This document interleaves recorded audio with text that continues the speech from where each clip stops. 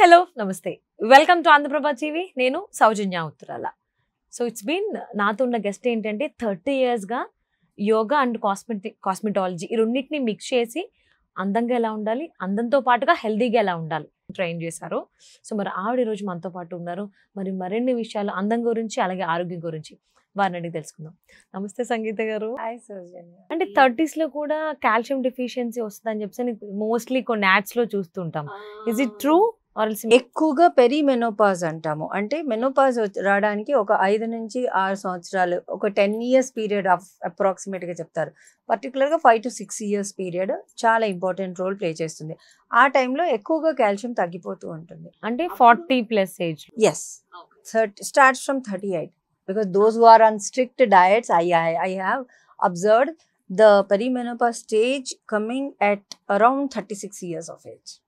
ఆ ఏజ్కే వచ్చేస్తుంది perimenopause stage లో. మనం ఎందుకంటే ఈవెన్ ఇప్పుడు చిన్నపిల్ల ఆడపిల్లలు మెచ్యూరిటీ అవ్వడం కూడా 8-9 years గా అయిపోతున్నారు. ఎర్లీగా అవుతుంది. అది because of more of junk food. Okay, more of junk food and this is more of like ఎక్కువ బాడీని డయట్స్ అవి బాగా ఎక్కువగా చేసేసి నేను ఏంటి ఐస్ క్రీమ్ తిన్నా, ఎప్పుడు తిన్నా చాలా రోజులు అయింది, నేను బిర్యానీ తిన్నా చాలా రోజులు అయింది అంటారు అనమాట.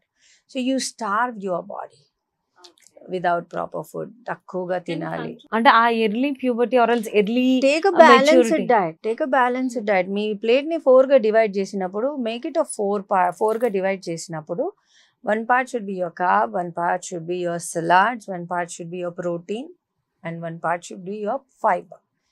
Every meal, divide it in that way, it will take care of your body.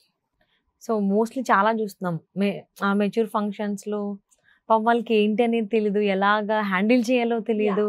Gynaecologist ఏమంటారంటే more of junk food and less physical activity leading to that. So అంటే ఆడపిల్లల పేరెంట్స్ ఐదర్ మదర్ ఫాదర్ ఇద్దరికి తెలియాలి కాబట్టి ఇప్పుడు both are working. So ఒక్కలే handle చేయాలనేది కొంచెం కష్టం అవుతుంది కాబట్టి చాలా కష్టం అవుతుంది కాబట్టి సో ఆడపిల్లల పేరెంట్స్కి ఈ మెచ్యూరిటీ అనేది ఎర్లీగా కాకుండా వాళ్ళు ఇబ్బంది పడకుండా పేరెంట్స్ కూడా ఇబ్బంది పడకుండా ఉండాలంటే ఏం చేస్తే మంచిది? Balanced diet and physical activity అండి, అంతే. బిఫోర్ 11 years యోగా ఆసనాలన్నీ కూడా చేయకూడదు. బిఫోర్ 11 years నుంచే మీరు ఏదైనా ఆసనాలు ప్రాక్టీస్ చేయించితే అప్పటి వరకు బాడీ ఇంకా డెవలపింగ్ స్టేజ్లో ఉంటుంది. బోన్స్ కూడా ఇంకా ఫుల్ స్ట్రెంగ్త్గా డెవలప్ అవ్వవు. కాబట్టి ఆ స్టేజ్లో మీరు ఆసనాలు ప్రాక్టీస్ చేయిస్తే కనుక డెఫినెట్గా it will cause harm to the body. So 11 years తర్వాతనే యోగా సాధన అనేది ఆసనాలు కానీ ఏవి కానీ ప్రాక్టీస్ చేయించవచ్చు. Before that only physical activity and proper diet, proper sleep, ఇవే మేజర్ రోల్ ప్లే చేస్తాయి.